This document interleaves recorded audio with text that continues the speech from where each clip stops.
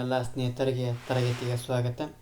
ತರಗತಿ ಪ್ರಾರಂಭ ಮಾಡೋಕ್ಕಿಂತ ಮುಂಚಿತವಾಗಿ ನಮ್ಮ ಒಂದು ಯೂಟ್ಯೂಬ್ ಚಾನಲಿಗೆ ಸಬ್ಸ್ಕ್ರೈಬ್ ಆಗಿ ಪ್ರತಿನಿತ್ಯ ತರಗತಿಗಳನ್ನು ವೀಕ್ಷಿಸಿ ಅನ್ನುತ್ತಾ ಇವತ್ತಿನ ಒಂದು ತರಗತಿಯನ್ನು ಪ್ರಾರಂಭ ಮಾಡ್ತಾ ಹೋಗ್ತೀನಿ.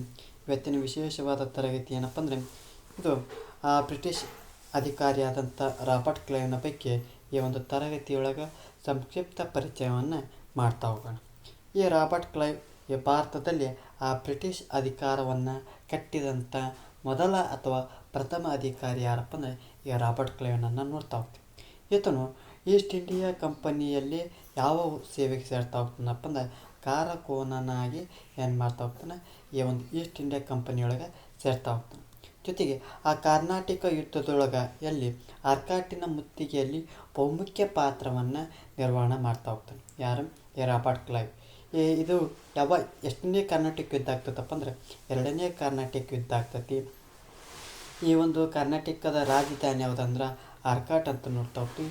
ಈ ಕರ್ನಾಟಕದ ಒಂದು ಯಾರು ಅಲ್ಲಿ ದೊರೆ ಯಾರು ಇರ್ತಾರಪ್ಪ ಅಂದ್ರೆ ಚಂದಾ ಸಾಹೇಬ್ ಇರ್ತಾನೆ. ಈ ಚಂದಾ ಸಾಹೇಬನನ್ನು ಯಾರು ಸೋಲಿಸ್ತಾರಪ್ಪ ಅಂದರೆ ಈ ರಾಬರ್ಟ್ ಕ್ಲೈವ್ ಸೋಲಿಸ್ತಾ ಹೋಗ್ತಾನೆ. ಚಂದಾ ಸಾಹೇಬನನ್ನು ಸೋಲಿಸೋದಲ್ಲದೆ ಫ್ರೆಂಚರನ್ನು ಕೂಡ ಸೋಲಿಸ್ತಾ ಹೋಗ್ತಾರೆ. ಈ ಒಂದು ಚಂದಾ ಸಾಹೇಬನನ್ನು ಸೋಲಿಸಿ ಅವನ ಯಾರು ಅನಿರುದ್ಧನ ಮಗನಾದಂಥ ಮಹಮ್ಮದ್ ಅಲಿಯನ್ನು ಆರ್ಕಾಟ್ ಅಥವಾ ಕರ್ನಾಟಕನ ಒಂದು ದೊರೆಯನ್ನಾಗಿ ಯಾರು ಮಾಡ್ತಾ ಹೋಗ್ತಾರೆ, ರಾಬರ್ಟ್ ಕ್ಲೈವ್ ಮಾಡ್ತಾ ಹೋಗ್ತಾರೆ. ಈ ರೀತಿಯಾದ ಕರ್ನಾಟಕ ಯುದ್ಧದೊಳಗೆ ತನ್ನದೇ ಆದಂಥ ಬಹುಮುಖ್ಯ ಪಾತ್ರವನ್ನು ನಿರ್ವಹಣೆ ಮಾಡ್ತಾ ಹೋಗ್ತಾನೆ. ಜೊತೆಗೆ ಬ್ರಿಟಿಷರ ವಿಜಯಕ್ಕೆ ಕಾರಣೀಭೂತನ ಆಗ್ತಾ ಹೋಗ್ತಾನೆ. ಜೊತೆಗೆ ದಕ್ಷಿಣ ಭಾರತದಲ್ಲಿ ಬ್ರಿಟಿಷರ ಅಸ್ತಿತ್ವ ರೂಪಿಸುವಲ್ಲಿ ಸಫಲನಾದಂಥ ಈತ ಬಂಗಾಳದ ವಿಜಯಕ್ಕೂ ಕಾರಣ ಆಗ್ತಾನೆ.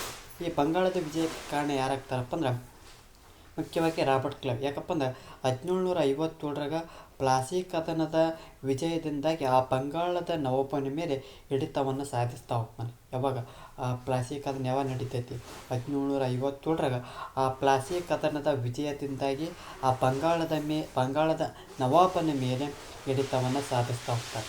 ಇದರಿಂದ ಅಪಾರ ಸಂಪತ್ತನ್ನು ಯಾರ ಕೈವಶ ಆಗ್ತೈತಪ್ಪ ಅಂದ್ರೆ ಕ್ಲೈವ್ನು ಸಂಪಾದನೆ ಮಾಡ್ತಾ ಹೋಗ್ತಾನೆ. ಜೊತೆಗೆ ಬ್ರಿಟಿಷ್ ಈಸ್ಟ್ ಇಂಡಿಯಾ ಕಂಪನಿ ಕೂಡ ಲಾಭವನ್ನು ತಂದು ಕೊಡ್ತಾ ಹೋಗ್ತಾನೆ. ಯಾವ ಒಂದು ಕದನದಿಂದಪ್ಪ ಅಂದ್ರೆ ಈ ಪ್ಲಾಸಿ ಕದನದಿಂದ. ಜೊತೆಗೆ ತನಗೆ ಅಪಾರ ಸಂಪತ್ತನ್ನು ಗಳಿಸ್ತಾನೆ. ಜೊತೆಗೆ ಬ್ರಿಟಿಷ್ ಈಸ್ಟ್ ಇಂಡಿಯಾ ಕಂಪನಿ ಕೂಡ ಲಾಭವನ್ನು ತಂದು ಕೊಡ್ತಾನೆ. ಈ ಅಪಾರ ಸಂಪತ್ತಿನಿಂದ ಇಂಗ್ಲೆಂಡಿಗೆ ಹಿಂತಿರುಗಿದಂಥ ಈ ಕ್ಲೈವ್ನು ಅಲ್ಲಿ ಸಂಸತ್ತಿನ ಸದಸ್ಯನಾಗಿ ಏನಾಗ್ತಾನಪ್ಪ ಅಂದ್ರೆ ನೇಮಕ ಆಗ್ತಾ ಹೋಗ್ತಾನೆ. ಎಲ್ಲಿ ಈ ಅಪಾರ ಸಂಪತ್ತನ್ನು ತೆಗೆದುಕೊಂಡು ಇಂಗ್ಲೆಂಡಿಗೆ ಒಳ್ಳೆಕ್ಕಾನೆ ಯಾರು ರಾಬರ್ಟ್ ಕ್ಲೈವ್. ಅಲ್ಲಿ ಹೋದಂಥ ಸಂದರ್ಭದೊಳಗೆ ಅಲ್ಲಿ ಸಂಸತ್ತಿನ ಸದಸ್ಯನಾಗಿ ನೇಮಕ ಆಗ್ತಾನೆ. ಜೊತೆಗೆ ರಾಬರ್ಟ್ ಕ್ಲೈವ್ನು ಇಂಗ್ಲೆಂಡಿಗೆ ಹಿಂತಿರುಗಿದ ನಂತರದಲ್ಲಿ ಭಾರತದಲ್ಲಿ ಈಸ್ಟ್ ಇಂಡಿಯಾ ಕಂಪನಿಯು ವ್ಯಾಪಾರದೊಳಗೆ ನಷ್ಟವನ್ನು ಅನುಭವಿಸ್ತಿತ್ತು. ಅಂದರೆ ಯಾವಾಗ 1757 ಪ್ಲಾಸಿ ಕದನದಿಂದ ಅಪಾರ ಸಂಪತ್ತನ್ನು ಗಳಿಸಿದ ನಂತರ ಎಲ್ಲೇ ರಿಟರ್ನ್ ಇಂಗ್ಲೆಂಡಿಗೆ ಹೋಗಿರ್ತಾನೆ. ಇಂಗ್ಲೆಂಡಿಗೆ ಹೋದಾಗ ಅಲ್ಲಿ ಸಂಸತ್ತಿನ ಸದಸ್ಯನಾಗಿ ಮಾಡಿರ್ತಾರೆ. ಆದರೆ ಇಲ್ಲಿ ಭಾರತದೊಳಗೆ ಈಸ್ಟ್ ಇಂಡಿಯಾ ಕಂಪನಿ ಏನಾಗೈತಪ್ಪ ಅಂದರೆ ವ್ಯಾಪಾರದೊಳಗೆ ಅನೇಕ ನಷ್ಟವನ್ನು ಅನುಭವಿಸಿತ್ತು. ಈಗ ಇಷ್ಟೆಲ್ಲ ಅವನ ಮೇಲೆ ಅಪಾದನೆಗಳು ಇದ್ದಾಗೂ ಅನಿವಾರ್ಯತೆ ಮೇರೆಗೆ ಸರ್ಕಾರ ಏನು ಮಾಡ್ತೈತಪ್ಪ ಅಂದ್ರೆ ಈ ರಾಬರ್ಟ್ ಕ್ಲೈವ್ನನ್ನು ಬ್ರಿಟಿಷರ ಘನತೆ ಮತ್ತು ಹಿತಾಸಕ್ತಿಗಳನ್ನು ಕಾಪಾಡುವ ಸಲುವಾಗಿ ಏನು ಮಾಡ್ತಾ ಹೋಗ್ತೈತಪ್ಪ ಅಂದ್ರೆ ಭಾರತಕ್ಕೆ ಸೇನಾಪತಿಯಾಗಿ ಕಳಿಸ್ಕೊಡ್ತಾ ಹೋಗ್ತೈತಿ.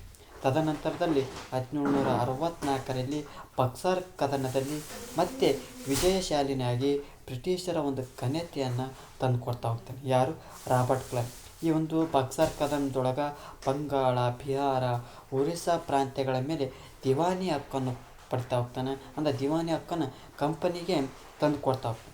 ಇದರಿಂದ ಮತ್ತಷ್ಟು ಏನಾಗ್ತೈತಪ್ಪ ಅಂದ್ರೆ ಒಂದು ಸಂಪತ್ತನ್ನು ಈಸ್ಟ್ ಇಂಡಿಯಾ ಕಂಪನಿಗೆ ಏನಾಗ್ತೈತಿ ದೊರಕಿಸ್ಕೊಡ್ತಾ ಹೋಗ್ತೈತಿ. ಜೊತೆಗೆ ಮತ್ತೆ ಹೊಳ್ಳಿ ಯಾವ ಬರ್ತಾನಪ್ಪ ಅಂದ್ರೆ 1767 ಒಳಗೆ ತಮ್ಮ ದೇಶಕ್ಕೆ ಹಿಂತಿರುಗ್ತಾ ಹೋಗ್ತಾನೆ. ಈ ರೀತಿಯಾದಂಥ ರಾಬರ್ಟ್ ಕ್ಲೈವ್ನು ತನ್ನ ಒಂದು ಕಂಪನಿಗೆ ಮತ್ತು ತನ್ನ ಒಂದು ದೇಶಕ್ಕೆ ನಿಷ್ಠೆಯಿಂದ ದುಡಿತಾ ಹೋಗ್ತಾನೆ. ಅಂದರೆ ಈ ರೀತಿಯಾಗಿ ತನ್ನ ಒಂದು ಬ್ರಿಟಿಷರ ಒಂದು ದೇಶಕ್ಕೆ ಮತ್ತು ಕಂಪನಿಗೆ ಪ್ರಾಮಾಣಿಕವಾಗಿ ಕೆಲಸವನ್ನು ಯಾರು ಮಾಡ್ತಾ ಹೋಗ್ತಾರಪ್ಪ ಅಂದರೆ ರಾಬರ್ಟ್ ಕ್ಲೈವ್ ಮಾಡ್ತಾ ಹೋಗ್ತಾನೆ. ಈ ಒಂದು ತರಗತಿ ರಾಬರ್ಟ್ ಕ್ಲೈವ್ನ ಒಂದು ಸಂಕ್ಷಿಪ್ತ ಪರಿಚಯ ಆಗ್ತೈತೆ. ಈ ಒಂದು ತರಗತಿ ಎಷ್ಟಾದರೆ ನಮ್ಮ ಒಂದು ಯೂಟ್ಯೂಬ್ ಚಾನಲಿಗೆ ಸಬ್ಸ್ಕ್ರೈಬ್ ಆಗಿ, ಜೊತೆ ಈ ಒಂದು ತರಗತಿಯ ಸ್ಟಾರ್ ಲೈಕ್ ಮಾಡಿ, ಇಲ್ಲದಿದ್ದರೆ ಡಿಸ್ಲೈಕ್ ಮಾಡಿ. ಏನಾದರೂ ದೋಷಗಳು ಮತ್ತು ನಿಮ್ಮ ಒಂದು ಅಭಿಪ್ರಾಯಗಳನ್ನು ಕಮೆಂಟ್ ಬಾಕ್ಸ್ನ ಮೂಲಕ ತಿಳಿಸಿ ಅನ್ನುತ್ತಾ ಈ ಒಂದು ತರಗತಿಯನ್ನು ಮುಗಿಸ್ತಾ ಇದ್ದೀನಿ.